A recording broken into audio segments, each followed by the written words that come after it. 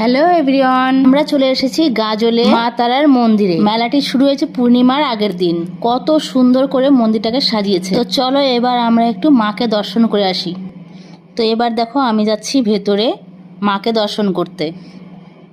চলো দেখি মাকে কেমন লাগছে দেখতে। তো দেখো এবার আমি চলে এসেছি মন্দিরের সামনে ঠাকুরকে দেখার জন্য। তো ফ্রেন্ডস, তোমরা দেখতেই পাচ্ছ মা কত সুন্দর করে সেজে উঠেছে। দেখো মাকে দেখতে কত সুন্দর লাগছে, অপূর্ব। তো চলো এবার একটু মেলায় ঘুরি।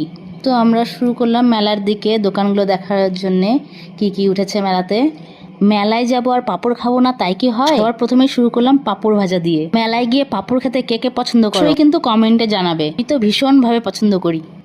তো এই মেলাটি চলবে 16 তারিখ পর্যন্ত। যারা যারা এখনো মাকে দর্শন করোনি অবশ্যই তাড়াতাড়ি চলে এসো। ভিডিওটি অবশ্যই শেয়ার করে দিও যাতে যারা এই মেলা সম্পর্কে জানে না তারাও যাতে জানতে পারে, মাকে দর্শন করার সুযোগ যেন তারাও পায়। আবারও বলছি, মেলাটি চলবে 16 তারিখ পর্যন্ত।